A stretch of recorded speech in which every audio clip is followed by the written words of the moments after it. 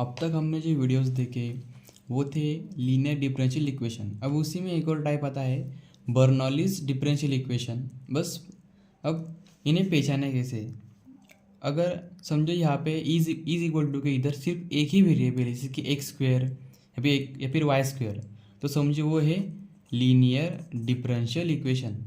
But अगर यहाँ पे दो दो वेरिएबल आ गए, देखिए ये वाई और ये एक्स, ये दो दो वेरिएबल है, तो समझ जाइएगा ये है बर्नौलीज डिफरेंशियल इक्वेशन। अब इसे सॉल्व कैसे करते हैं, तो सबसे पहले हमें क्या करना है, यहाँ से वाई को रिमूव करना है। तो हम यहाँ से वाई को रिमूव करने के लिए कहेंगे divide by Y square to both side. So हमें मिल जाएगा यहाँ पे 1 by Y square D Y by D x plus 1 upon X Y, और यहाँ पे ही आएगा वाई को यहाँ पे वाई स्क्वायर डिवाइड आ जाएगा ना, तो फिर यहाँ पे is equal to Y square X cube divide by Y square. So ये और ये दोनों कट हो जाएगी। अब ये स्क्वायर में एक और ये वाई एक कट हो गया, तो हमें जो बचा हम वो पहले लिख लेंगे। हमें मिला 1 by Y square D Y by D x plus ये है 1 upon X Y is equal to x cube.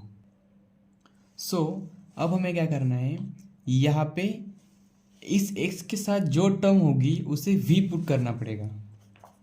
ये नेक्स्ट स्टेप है, पुट यहाँ पे 1 बाय वाई, ये नहीं ये वाला, इज इक्वल टू v। अब आपको पता है हम पुट करने के बाद उसे डिफरेंशिएट करते हैं, सॉरी। तो अगर हमने इसका डिफरेंशिएशन किया 1 by Y square 1 by y का, तो हमें इसका डिफरेंशिएशन मिलेगा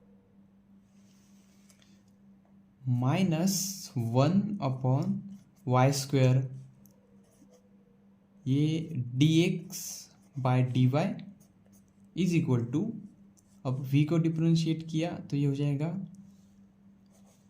dv बाय dx। अब अगर आपको ये समझ में नहीं आया कि 1 बाय वाई का डिफरेंशिएशन 1 अपॉन वाई स्क्वायर कैसे हुआ, तो मैं आपको वो इस जगह पे सॉल्व कर कर दिखाता हूँ। मैं इसको यहाँ लिखता हूँ, ये है यहाँ पे हम डी बाय, इसको हम डिफरेंशिएट कर रहे हैं। अगर मैं इस y को इस तरह लिख सकता हूँ, डेरिवेटिव ऑफ, ये हो जाएगा इसको अगर ऊपर लिया तो ये y इन्वर्स हो सकता है। अगर हम y इन्वर्स का डिफरेंशिएशन करें तो आपको पता है पावर आगे आ जाएगी, दैट मीन -1 आगे आ जाएगा, और ये -1 में से एक और माइनस हमें करना पड़ेगा -1, क्योंकि हमें पता है। अब इसे हमने कैसे किया, हमें पता है x⁻n का डिफरेंशिएशन होता है, ये n आगे मतलब n(x(n-1), तो देखिए यहाँ पे n हमारा -1 है, उसे मैंने आगे कर लिया, और n -1 है उसमें से 1 को माइनस किया, तो हमें क्या मिला, ये -1 आगे रहेगा, -1 इंटू वाई माइनस वाई, -1 ये हो जाएगा -2। अब ये जो है, अब हम इस y⁻² को इस तरह लिख सकते हैं, -1 ऊपर, और ये जो y -2 है, y⁻², इसे हम y को डिवाइड को रखते समय +2 लिख देंगे। ये हो गया 1 अपॉन y का डिफरेंशिएशन। फिर इसी को मैंने यहाँ पे रख दिया, मतलब हमने इसका डिफरेंशिएशन कर दिया। अब अगर आपने यहाँ पे ठीक से देखा कि हमारी ये टर्म और जो हमने अभी फाइंड किया, इसे मैं इक्वेशन 1 नाम देता हूँ। हमने जब यहाँ पे कुछ एडिशन सब्ट्रैक्शन की तो हमें ये मिला, ये दोनों मैच खा रही है। इसका मतलब अगर ये माइनस में इधर ले जाओ तो ये हो जाएगा 1 upon y square d x by d y is equal to -dv by D x. इसका मतलब ये है कि हमें इस टर्म की वैल्यू, मतलब एक वेरिएबल मिल गई है। मतलब उसकी वैल्यू है minus d v by D x. अब हम इस टर्म को इसके साथ रिप्लेस कर सकते हैं, तो हम कहेंगे put in 1।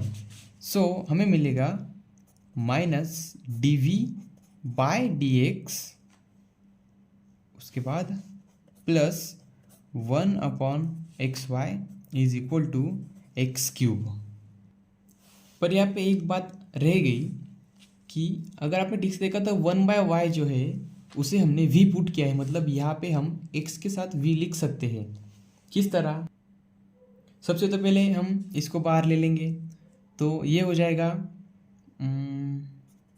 Minus d v by D x plus 1/x बाहर, और ये जो y है इसे हम 1/y को v लिख लेंगे और ये एक्स क्यूब।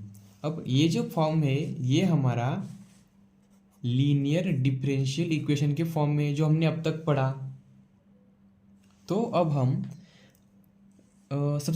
हम इसे इक्वेट कर सकते हैं हमारे लीनियर डिफरेंशियल इक्वेशन के साथ, बट हमें ये माइनस निकालना पड़ेगा।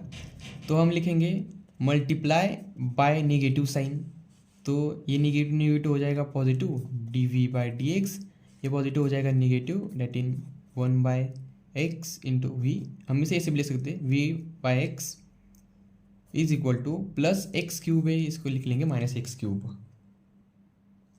अब हम यहाँ से अपनी वैल्यू निकाल सकते हैं p और q की, तो हमें p मिल जाएगा, इसको बाहर निकाला, p की वैल्यू है -1/x और q है -x क्यूब। अब हमें वही इसका इंटीग्रल फैक्टर और इसका जनरल सॉल्यूशन निकालना पड़ेगा। अब इंटीग्रल फैक्टर का फॉर्मूला हमें पता है, इंटीग्रल फैक्टर का फॉर्मूला है e to the power integration p dx। So integration p है हमारा -1/x dx। अगर हमने इसे डिफरेंशिएट किया, हमारा नेगेटिव साइन बाहर आ गया, इंटीग्रेशन 1/x का तो हमें से इसको हमने बाहर ले लिया, तो ये हो जाएगा, फिर अंदर बचा एक 1/x का इंटीग्रेशन होता है log, that mean minus log x। तो ये निगेटिव साइन हम log के रूल से ऊपर दे सकते हैं कुछ इस तरह, e to the power log x, उसके बाद इनवर्स, रेज टू द -1। तो ये e और ये log कैंसिल हो जाएगा, हमें मिल जाएगा x रेज टू -1। फिर हम आई एफ को इस तरह लिख सकते हैं, I F is equal to x inverse, that mean ये हो जाएगा 1/x। नाउ अब हम फाइंड करेंगे इसका जनरल सॉल्यूशन। यहाँ पर हम सभी को पता है जनरल सॉल्यूशन का फॉर्मूला क्या है, I F into y is equal to integration q into I F और ये dx। सो अब हम इनकी वैल्यू यहाँ पे लिख लेते हैं, ये हो जाएगा y इंटू आई एफ है हमारा 1/x, 1/x है हमारा आई एफ है यहाँ पे 1/x। तो अब हम यहाँ पे लिख सकते हैं y इंटू 1/x और इंटीग्रेशन q की वैल्यू है यहाँ पे -x क्यूब, ठीक है, इंटू यहाँ पे ये 1/x, ठीक है। सो और ये dx। अब ये और ये क्यूब का एक x कट हो गया, तो हमें मिला, ये हो जाएगा y/x इज इक्वल टू, इसको हमने अंदर ले लिया, उसके बाद इंटीग्रेशन -x² dx। सो ये हो जाएगा y/x। आपको पता है x² का इंटीग्रेशन होता है -x² का इंटीग्रेशन आएगा -x⁻³ ये प्लस c।